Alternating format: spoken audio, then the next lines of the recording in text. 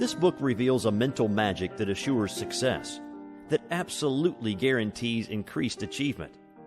Whether your profession is in the arts or business, in science or sales, in sports, war, or politics, here you will learn the secret way in which your mind is tied to the source of all power.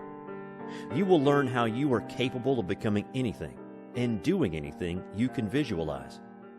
Every man's consciousness is constantly changing, is trapped at the knife-edge overlap of past and future, reacts rather than acts, is incomplete and partial, eternally seeks itself. For since the mere state of being throws no light on that state, consciousness learns of itself through reaction to outside stimuli. If a man comes to believe he is unsuccessful, it is because he carries the impression he has been unsuccessful. And this conclusion, once adopted, inescapably molds him into the shape of the thing he believes, locks him in a prison of his own making. The magic by which a man becomes free is imagination. By training himself to cast up mental pictures of the thing he desires, by resisting sensual stimuli, even envisaging the exact opposite, he tends to assume a factual position in accordance with his vision. For his vision then becomes his experience, rather than the sensual stimuli that moved him before. Consciousness always assumes a form to suit its knowledge of itself. And where such knowledge breaks beyond the limits imposed by sensory experience, man begins to grow into the image of the secret self. There is only one mind in all creation. That mind is in everyone, is in its true state of being, not confined to anyone, not confined to the body. It is a central knowing consciousness in which everything dwells, which dwells in everything. In a bodily confined state, it assumes the limitations imposed upon it by the knowledge of itself, which it receives through the senses. But when bondage to those senses is broken by development of an inner power to perceive and know directly, then slavery to its embodiment is at an end. Perfect action and perfect works stem from an inner conviction of the mental cause behind all things. A man changes the state of his outer world by first changing the state of his inner world. Everything that comes to him from outside is the result of his own consciousness. When he changes that consciousness, he alters his perception, and thus the world he sees. By coming to a clear understanding of the process and effect of mental imagery, he is led irrevocably along the correct path to his goal. By working with this cause of all things, his own consciousness, he achieves infallibility in works. For inasmuch as his mental imagery propels him into action, that action is always true to the picture in his mind and will deliver him its material counterpart certainly. In this book, you will find a program for training the image power of the mind, so that a scene or situation cast up in consciousness will arrive in 3 dimensions, with color and sound pulsing with life. As real for you as the outside world. Haven't you ever dreamed such dreams? Haven't you sometimes in sleep become immersed in a mental and spiritual world with such solidity and dimension that you were certain it was real, in the material world a delusion? If ever you have known the overwhelming power of mental imagery to influence your attitude and perception, then you will quickly see that the salvation of each of us is to train his image power to obey him. In this manner, it is possible to become free from the promptings and urgings of nature, from death and disease and destruction, from ineffectuality and frustration. For the man whose inner power of vision transcends the constantly distracting stimuli of the outer world, has taken charge of his own life, is truly master of his fate. Chapter 1. The Hidden Cause of All Things. Shakespeare's Hamlet, in his famed soliloquy, pondered, to be or not to be, and thus faced squarely the primary challenge of life. Most people only exist, never truly are at all. They exist as predictable equations, reacting rather than acting, walking compendiums of aphorisms and taboos, reflexes and syndromes, Surely the gods must chuckle at the ironic spectacle of robots fancying themselves free, but still, when finally the embodied consciousness rises above the pain-pleasure principle of nature, then the true meaning of freedom is made apparent at last. Action versus reaction. We exist in order that we may become something more than we are, not through favorable circumstance or auspicious occurrence, but through an inner search for increased awareness. To be, to become, these are the commandments of evolving life, which is going somewhere, aspires to some unsealed heights, and the awakened soul answers the call, seeks, grows, expands. To do less is to sink into the reactive prison of the ego, with all its pain, suffering, limitation, decay, and death. The man who lives through reaction to the world about him is the victim of every change in his environment. Now happy, now sad. Now victorious, now defeated. Affected, but never affecting. He may live many years in this manner, wrapped with sensory perception and the ups and downs of his surface self. But one day pain so outweighs pleasure that he suddenly perceives his ego is illusory, a product of outside circumstances only. Then he either sinks into complete animal lethargy or, turning away from the senses, seeks inner awareness and self-mastery. Then he is on the road to really living, truly becoming. Then he begins to uncover his real potential. Then he discovers the miracle of his own consciousness, the magic in his mind. Mastery over life is not attained by dominion over material things, but by mental perception of their true cause in nature. The wise man does not attempt to bend the world to fit his way or to coerce events into a replica of his desires, but instead strives for a higher consciousness that enables him to perceive the secret cause behind all things. Thus he finds a prominent place in events. By his utter harmony with them, he actually appears to be molding them. He moves effortlessly through the most strenuous action, the most perilous times, because his attunement with the mental force that controls the universe guides him to perform the work that needs to be done. Electromagnetic mind. This mental force that controls the universe may be called anything you like and visualized any way you choose. The important thing is to understand that it exists, to know something about how it works, what your relationship to it is. It might, for instance, be likened to an enormous electromagnetic field. All conscious forms of life then would be tiny electromagnetic fields within the universal field and finding positions within it, each according to the kind and equality of its field. Where each individual field would wind up within the main field then would be a matter of inexorable law and absolutely unavoidable, as is illustrated by the millions of people who perform the same task over and over with absolutely the same results, almost as if following ritual. Perhaps they are always sick, always defeated, just barely misers, perhaps always broke, always out of a job. If we give just the slightest reflection of our own lives, we cannot help but be startled by how we seem dogged by the same situation in all things, year after year, time after time.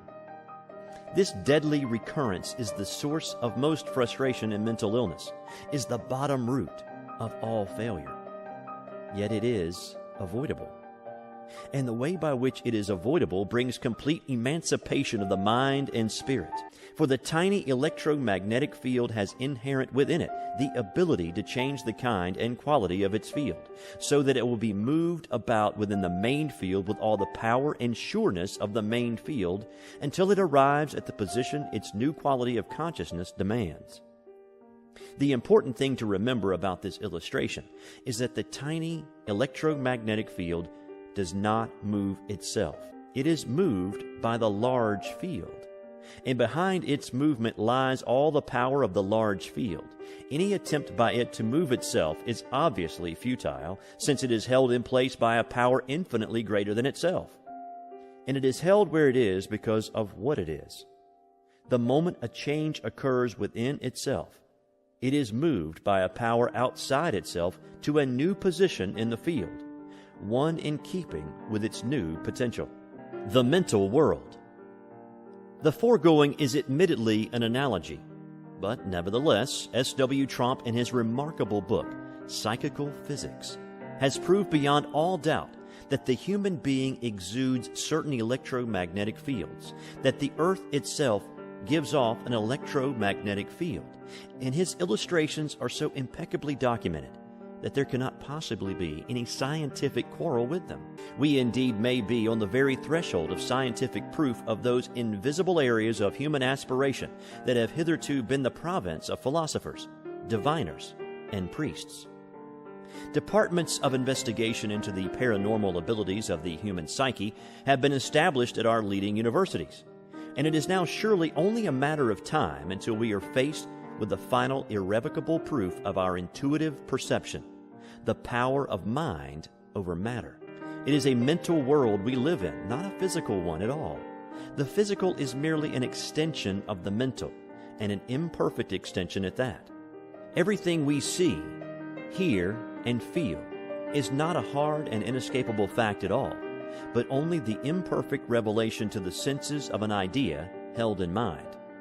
Preoccupation with sensory experience has focused attention on effects instead of causes, has led scientific investigation down a blind alley where everything grows smaller into infinity or larger into infinity and walls man off from the secrets that lie behind life.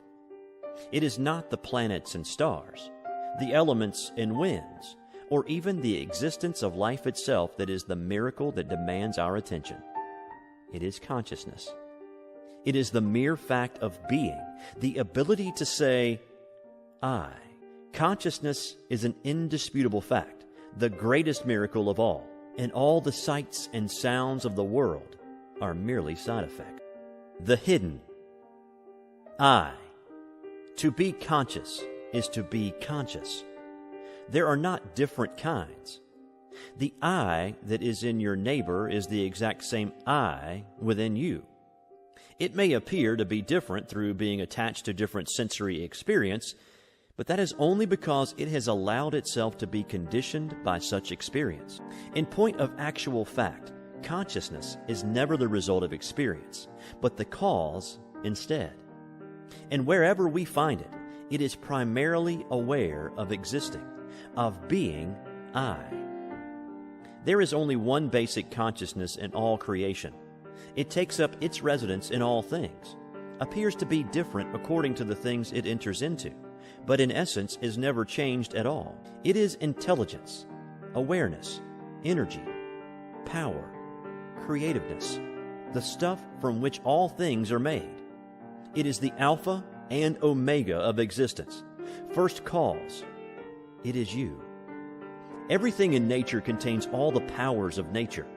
Everything is made of one hidden stuff, wrote Ralph Waldo Emerson. He pierced the veil, perceived behind the sense-enamoring dance of nature's myriad forms the workings of the one mind and one intelligence from which all life and aspiration spring. There can be no inner peace or surety of action without this basic spiritual knowledge. The man who lives isolated from the roots of his being has cut himself off from the source of all power and dwells alone and without resource in a hostile and threatening world. Let him once perceive the true nature of life and his relationship to it, and he soon sees that the world always reflects his thoughts. The mask. The surface mind or sense self or ego is the villain of the play that is being enacted on the human stage at present. Man as a form of life is sufficiently evolved so as to understand his separateness and uniqueness. He looks in the mirror and understands that the reflected animal is he. He is concerned with the appearance and welfare of this animal and ponders its relationships with the world and others. He does not truly understand what he is, only that he is conscious and confined within a particular body, and the experience and knowledge he acquires, together with his disposition as to their use, he labels I. And thus he is deluded into calling a ghost by his own name. Hidden behind this ghost, obscured by its struggles and fancies, is the secret self, which even though hidden, ignored, or misunderstood, nevertheless moves all things on the chessboard of life, according to their natures and aspirations. We are never ego or sense self. These are masks we don as we play at the parts we find in life. What we truly are is not a changing thing, but is whole and entire, powerful and serene, limitless and eternal. It springs from the inexhaustible source of life itself, and when we learn to identify ourselves with it, then we have hitched a ride on a power so far beyond our tiny temporal selves that our lives are changed in the most amazing manner. The imprisoned self. To be what we are and to become what we are capable of being, wrote Robert Louis Stevenson, is the only end of life. But when we stultify our divine birthright in manacles of mental and spiritual limitations, then we have no alternative but stagnation and pain. As long as we are responsive solely to the stimuli that impinge upon our senses from the outer world, we have no choice but to be victims of every circumstance. Locked to the senses, we reel under each stimulus. Now aggressive, now afraid, now joyful, now sad, now seeking death, now life, but always our inner serenity and equilibrium are in the hands of something we neither understand nor control. And so we are puppets, pulled by invisible and unknown strings, swirling in the maelstrom of life like scraps of paper in the wind. And if perchance we garner knowledge enough to perceive our helplessness, then we often are overcome with such depths of sadness as to make effort against our bonds an almost unimaginable thing. But the moment that we pause long enough in the headlong rush of life to see that we are not moving in accord with or in response to our own decisions, but rather in reaction to the world around us, then we have taken the first step toward freedom. Only one who knows his slavery can aspire to be free, just as true freedom is possible only to one who has experienced chains. Our hates, loves, fears, envies, aspirations, deceits are for the most part products of circumstance, of false and limiting codes and mores, more often innate terrors of mountains that are molehills, and the solution to all of them is to stand foursquare before them, daring them to do their utmost, exposing them for what they are, thus forswearing allegiance to the cupidity of the deluding and blinding ego which forever keeps us thinking we are greater than others and less than we truly are. The liberating power. It is not necessary to become a mystic, even a philosopher, certainly not a melancholy metaphysician, in order to come to grips with the spiritual side of existence, to establish a mental causation in your life that will give you control of circumstance. What is necessary, however, is that you do not immediately throw out the door everything that has to do with spirit simply because it is the established province of religion. You may be a Christian, or a Hindu, a Muslim, or a Buddhist, a Taoist, or Shintoist, but that only increases your individual human responsibility to think through all issues that bear on the world and life and death and your individual being. Only when you come to grips with your own mental essence, only when you arrive at a realization of the ephemeral, ever-changing nature of I, will it become apparent that everything is in a constant state of growth and development and aspiration. And there are no limits and finalities and defeats, and anything is possible to one who first conceives the image in his mind. There is within us a power of complete liberation, descended there from whatever mind or intelligence lies behind creation, and through it we are capable of becoming anything and doing anything we can visualize. The mental stuff of which we are made is of such kind and quality that it responds to the formation of images within it by the creation of a counterpart that is discernible to the senses. Thus, any picture we hold in our minds is bound to resolve in the material world. We cannot help ourselves in this. As long as we live and think, We will hold images in our minds, and these images develop into the things of our life. And so long as we think a certain way, we must live a certain way, and no amount of willing or wishing will change it. Only the vision we carry within. The law of life.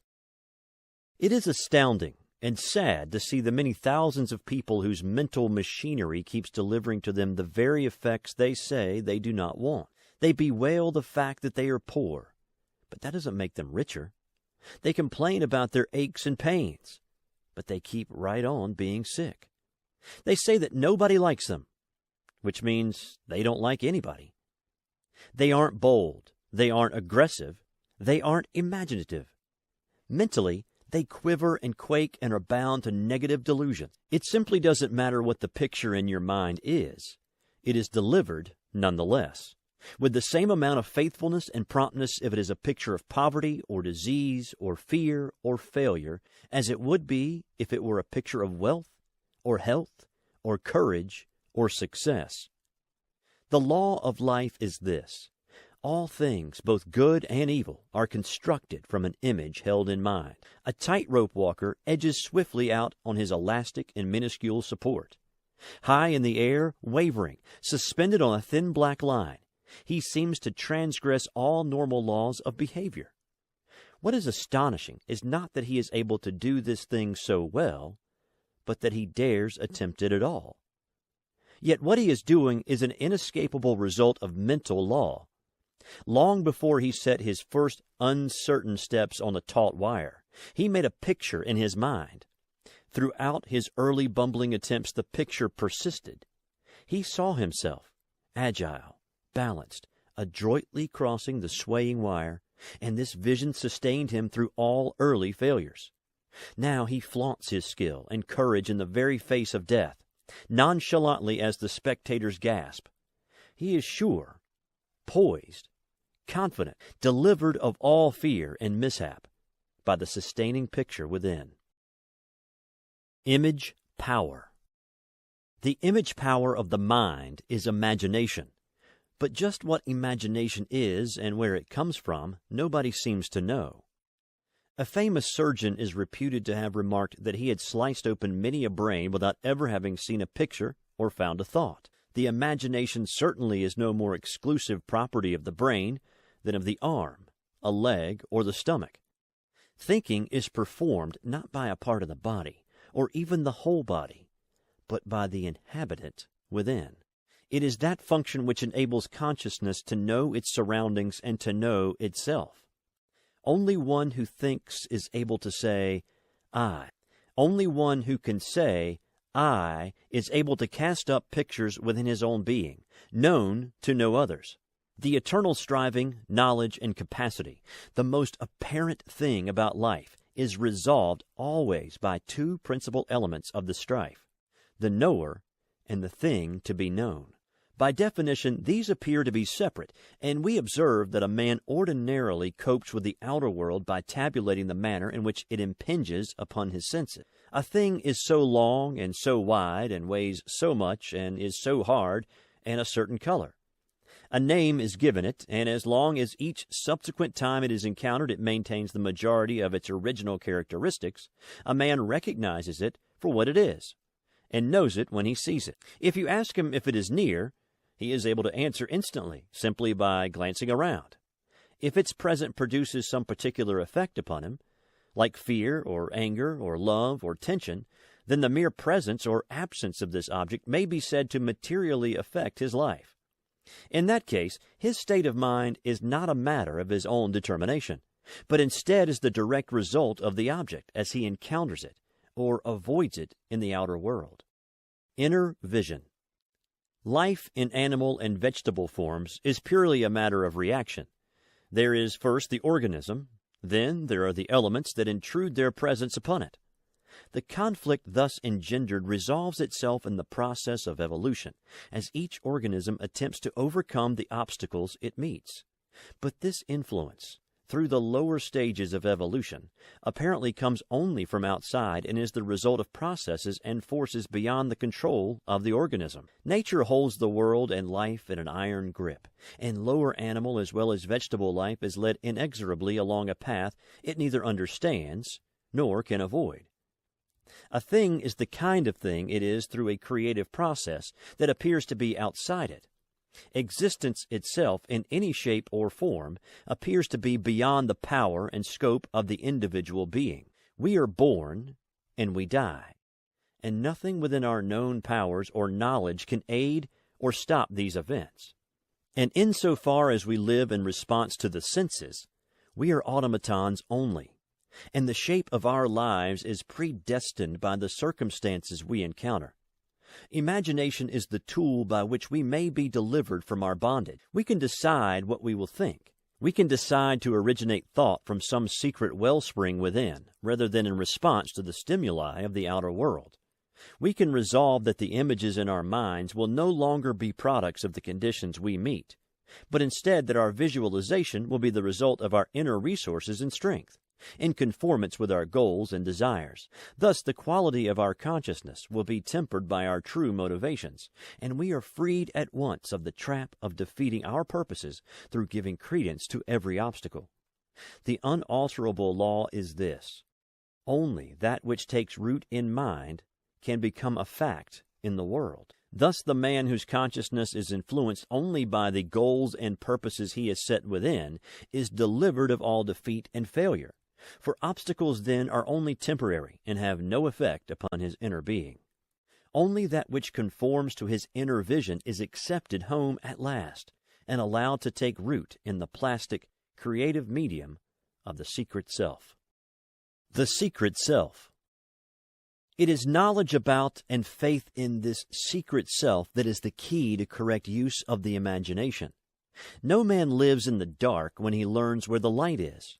To understand the secret self is to free oneself from bondage to circumstance, to loose within a power compounded upon itself, to provide life with perfect working and perfect serenity.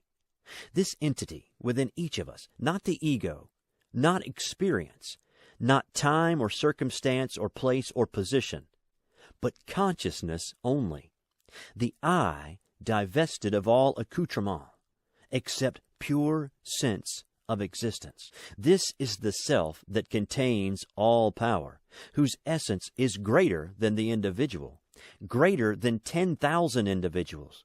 For it is the supporting structure upon which all things are built, the evolving self of the universe. It is not confined to the body, to a time or place or condition, but is in all times and places and conditions. It is infinite and eternal and only one, but being so as easily manifest as the finite and temporal and many. All are contained within it, yet each contains it all. For by its very nature, all of it is every place at the same moment. The secret self is timeless and eternal. It is the self of the universe, and it is the self of each of us, the self of you. It was never born, and it will never die. It enters into each of its creations and becomes that creation. What is going on in life and the world and the universe is completely its working and the result of its secret purpose and undivulged goal. The nature of its being is mental. Its essence is dynamic and creative. It is the eternal stuff that occupies all space and time, and within which there is no dimension. It is all ends and middles and opposites and extremes, and it is infinitely creative.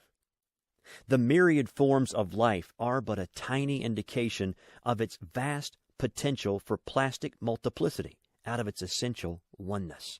Mental ascendancy. The secret self is within you. It is not visited upon a fortunate few and withheld from others, but is totally existent in the heart of each of us.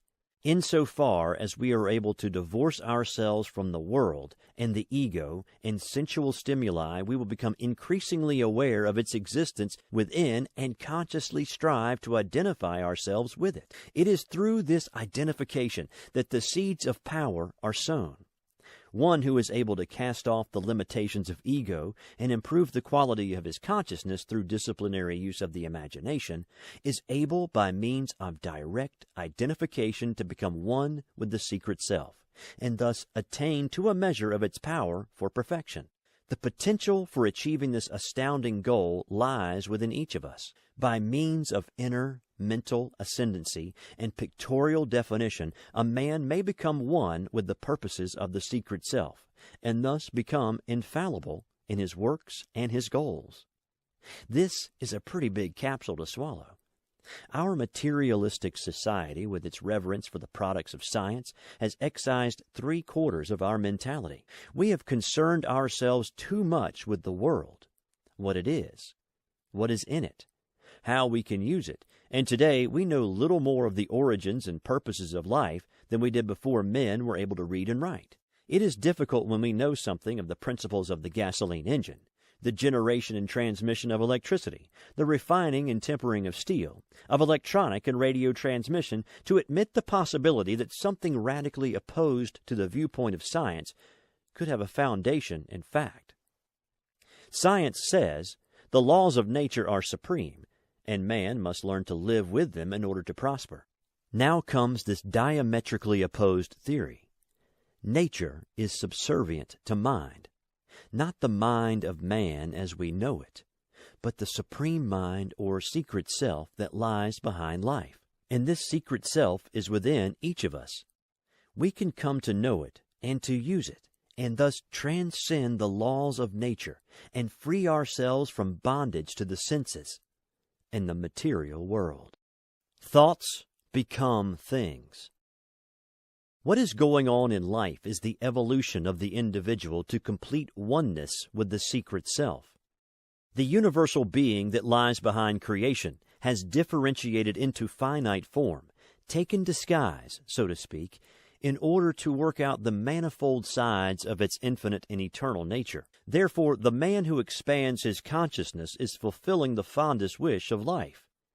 It is not necessary that we become saints to understand as much of the secret self as is necessary to use its powers in our affairs.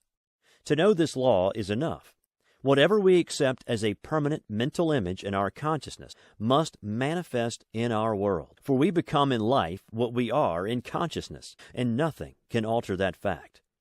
It takes a great deal of courage to admit to yourself that if you are sick, frightened, frustrated, or defeated, you have brought these conditions on yourself, and no one but yourself can get rid of them. Occasionally, someone so afflicted will experiment with the power of his mind to cure him, but will give it only the most cursory trial. If, for example, he is ill and in pain, he might say, "I visualized myself well and happy, but I hurt just as much as ever." What he didn't do above all things was visualize himself well and happy. He visualized himself sick and in pain. The moment he began to visualize himself well and happy, he would become well and happy. This is not a law that works once in a while, or part of the time, or on auspicious occasions. It works all of the time, and it works in the exact same way. And it is returning to you right now in the material world the images you maintain in your mind. You cannot escape them. They surround you, sustain you, or torment you. They are good or evil, or uplifting or degrading, or exalting or painful, according to the vision that prompts them. And as long as you are alive, as long as you think and imagine, you are literally surrounded day and night by the images that predominate in your consciousness. Thought control. The startling power of the secret self is that it always makes manifest the image it beholds. Nothing illustrates this fact better than the current experiments with hypnosis. A man may be in such excruciating pain that even narcotics will not relieve him, but he can be put under deep hypnosis and told that there is no pain at all, and presto, there is no pain. He may have a deep and abiding fear of crowds, but under hypnosis it can be suggested to him that he likes crowds, and lo and behold, he enjoys them most of all. He can become stronger, healed of disease, smarter, more aggressive, possessed of endurance and indomitableness. all because these things are impressed upon his psyche as facts, and the image in his mind grows from them. Aha! The cry goes up. Find me a good hypnotist. I want to be smart and strong and successful and all those good things, and to be rid of weakness and pain and failure. And hypnosis can do it too, if you are willing to abdicate as the person in charge of your life. If you are willing that someone else run it every hour of every day throughout the whole of it, then you can turn your life over to a hypnotist and he can remake it in the image you outline. However, it will make small difference to you. You may still be in the vehicle, but you no longer will be driving. If effort and strife and the overcoming of obstacles are the spurs to growth that the secret self intends them to be, then surely you will have abdicated from life itself. You need no hypnotist to put the power of the secret self to constructive work in your life. No hypnotist can overcome the negative image-making of your mind unless he is with you 24 hours a day. You are the only one in constant rapport with yourself, and thus you are the only one able to police the thoughts and images you entertain. If you let the image be prompted by something outside you, then you exercise no control over your life. If you accept images only in accord with your desires, then life will deliver your inner goals. In any case, the magnificent promise of the secret self is this: you can change your life by altering the images in your mind. For what comes to you in the end is only that which you have been accepting in consciousness. Now, there are many people who agree with this premise, but are quick to point out that the images in the consciousness of most persons are projected there from the subconscious and are not of their own choosing. Most schools of psychotherapy apparently feel this way, for they propose a tedious and time-consuming treatment bent on expurgating from the subconscious memories of painful and bitter occasions which might prompt unpleasant images in the mind. 7 or 8 years of this process have not noticeably emptied painful memories from the subconscious of most patients, and in any case, if a treatment is truly efficacious, it cannot possibly consume so long a time. The saddest thing about the modern put-the-blame-elsewhere school of psychoanalysis is that the person undergoing it accepts it as justification for his failure to police his consciousness, and thereafter expects such policing to be accomplished by having the neighborhood rid of criminals. If he achieves some semblance of a changed consciousness in the hands of the psychiatrist, he soon goes back to a world full of negative thoughts and ideas, and just because he does not police his own mind, they readily find acceptance there. You may not be able to alter the positions of the stars, to stop the earth from revolving, to cause the winds to blow or the sea to calm, but you can choose what you will think. You can think what you want to think. You can think only in response to an inner vision and a secret goal, and if you take your stand with a firm heart and a high resolve, you will be successful, and you will not be intimidated, and you will project your image clear and true, and its counterpart will return to you in the world. Dry Hole Casey. In a little village on the western slopes of the Great Divide lived a man whose entire life had followed one ignominious pattern. For 35 years he had been an oil well driller and had followed the frontiers of oil exploration throughout the United States. During that time he had drilled 44 wildcat wells, and not one of them had made a strike. He had drilled in Texas, Oklahoma, Kansas, Louisiana, California, New Mexico, Arizona, Colorado, Wyoming, and still he had not hit. Oil operators wouldn't hire him anymore. He became known as Dry Hole Casey, a nice guy, but strictly out of luck. Finally, he took a job in a Colorado mine and eked out his days without hope. He kept his drilling rig, though. It was his first love. Weekends would find him in the backyard lubricating and cleaning its parts, handling them with ritualistic care. One day in late spring, when the snow stood in broad, glittering fields on the slopes of the mountains, and the rivers and streams were high and roily, he wandered up into the woods and sat gazing over the valley. The valley was a basin hemmed in on 3 sides by precipitous intrusions of granite, and these mountains had been productive of many minerals: lead, zinc, silver, tungsten, manganese. Our friend gazed to the west, to where the basin sloped down to a plateau. Suddenly his mind formed the perfect picture of a faulted anticline, a predominant type of subsurface oil trap. The image seemed superimposed over the scene before his eyes, so that he could almost see the oil below the surface of the ground. He trembled before his vision, could not resist it. It seemed like a sudden visitation from heaven, and he left the mountainside absolutely certain that within the small valley lay a major oil field. Next day, he quit his job in the mine, and with his savings managed to procure oil lease options on the land he visualized as being the most favorable. Now he had to raise capital to complete his leasing arrangements and provide funds to drill an initial well, a gargantuan task, since everyone who knew him knew also his history of failure. But the vision in his mind persisted. It led him to take a bus to an eastern city in quest of funds. It led him, after a week of discouragement, to a park bench and a seat alongside an elderly man who quietly and patiently fed the squirrels. It was a bright, warm day, and the squirrels were active, playing and clowning over the proffered food, and the two men laughed at their antics. And each told stories of other squirrels and other times and agreed that the foibles of humanity were not shared by animals. Warmed at each other's company, they agreed to lunch together at a nearby restaurant. In the course of the luncheon, the oil driller told his newfound friend of his vision and his problem. His friend was interested, questioned him closely about the vision he had had on the mountainside, seemed impressed that it persisted. "How much money do you need?" $50,000, replied the oil well driller. "I will provide it," the man said suddenly. "We will be equal partners." It seemed incredible, but there it was, a chance acquaintanceship on a park bench, and the money was provided. It is almost anticlimactic to relate that the subsequent well discovered a rich oil field. There simply was no alternative, and the man who put up the money knew that it would.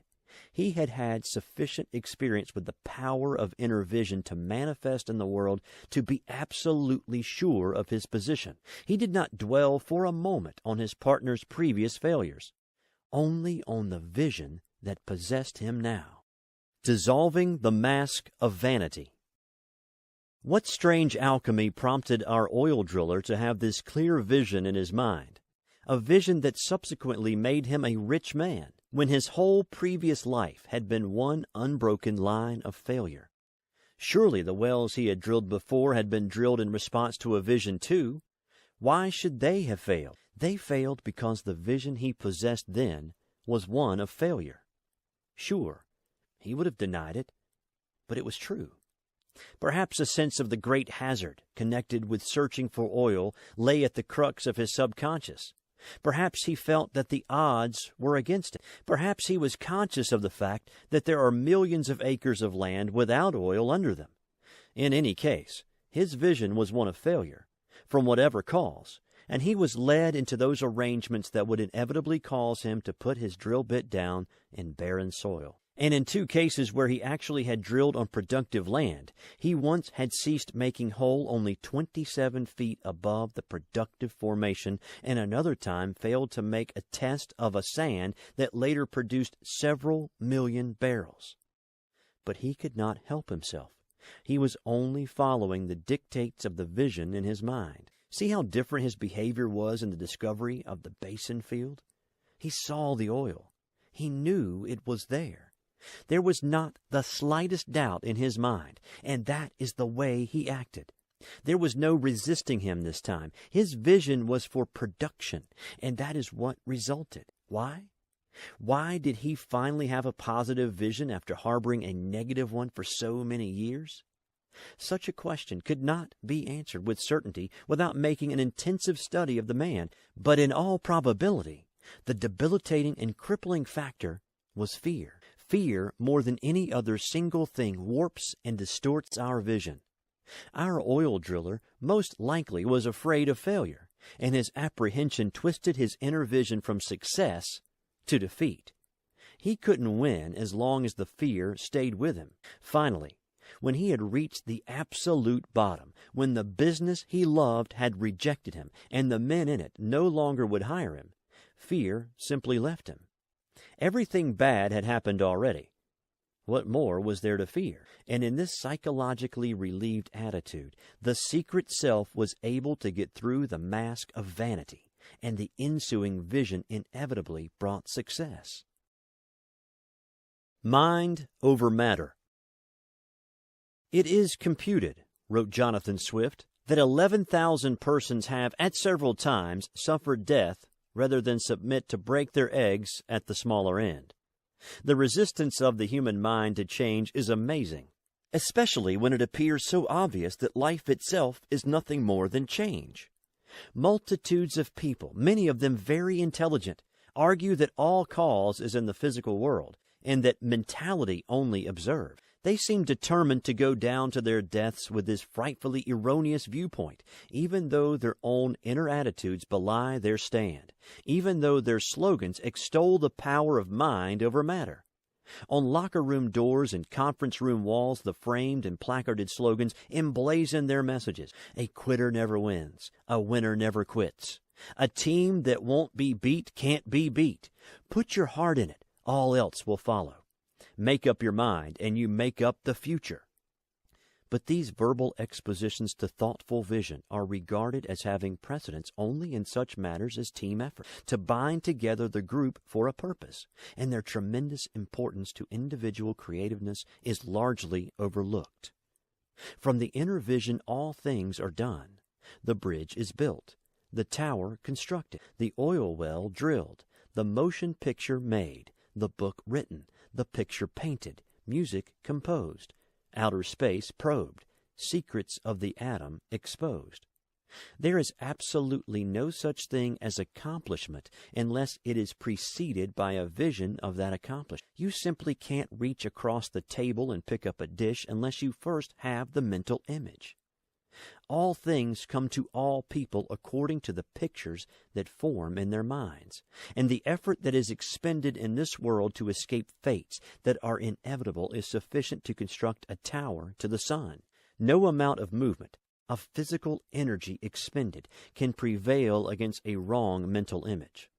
Similarly, the possessor of the correct mental image is guided to perform the work to be done, effortlessly, almost nonchalantly. Most of the struggling and striving in the world is done by people who are trapped into unwanted circumstances through incorrect mental visualization, and the fact that they visualize the very thing that they profess to abhor is the contradictory situation that is filling our psychiatrist couches.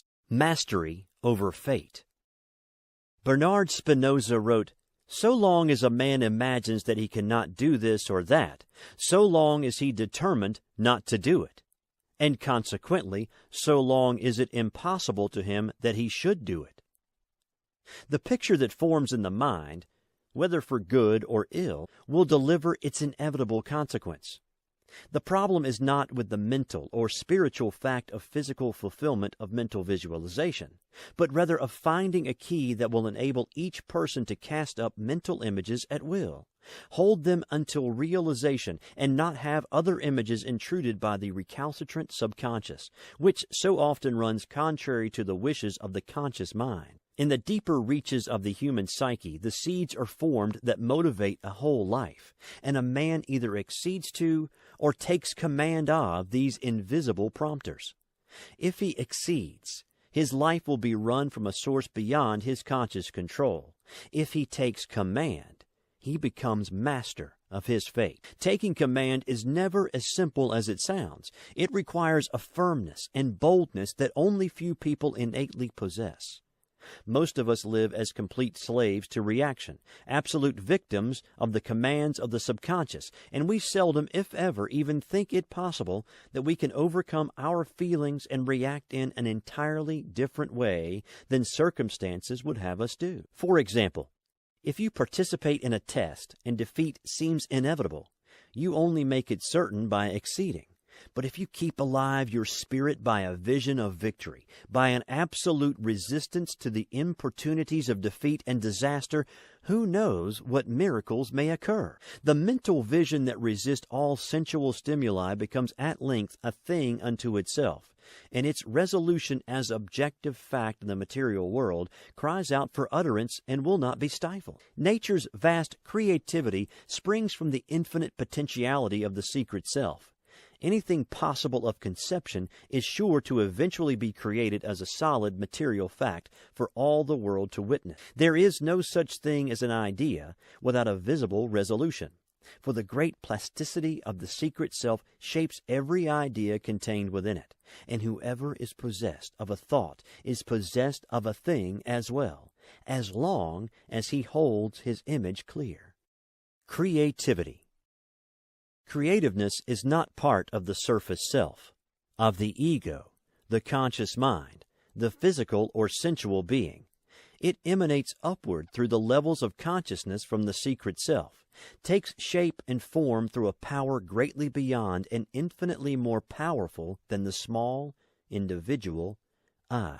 That part of a man which is most powerful of all is invisible, seems apart from him completely, is hidden in the deepest recesses of his being, is not callable by name, is not recognizable through the physical senses, cannot be coerced, but responds innately and completely to image. This is the great plastic secret self from which all things are made, the creative self of the universe, maintaining a sameness in all differentiations, being eternally one in the midst of multiplicity. This is the secret self within you, which is not different from you, which in final analysis is altogether you. You are not conscious mind or ego or memory or sensual being, but were born directly from the mind that formulated and constructed the universe. And you are not different from that mind, but attached to it by a mental and spiritual construction that makes you and it the same. Abandonment of the surface self and seeking self-balance in the deeper regions of consciousness is the pathway to power and perfection in works. For when a man attunes himself to the life force and mental entity that gives him consciousness and lives within him, then he takes on by a process of identification the effectiveness and potency of the infinite and eternal entity from which his individual life has sprung. His horizons expand, his consciousness widens. There wells up from secret and subterranean springs a constantly increasing and never-ceasing power for perfection and perfect understanding. His faith is placed with simplicity and unfailing trust in the inherent power of the secret self to return in material fact those mental images that live within him, and he need not have the key that unlocks the universe in order to use effectively this basic law. It bothers him not that there exist doors in the mental and spiritual realm that thus far have not yielded. He need not know all and understand all to use those truths he thus far has discovered, and he lives in the consciousness that life is a mental adventure and not a physical journey.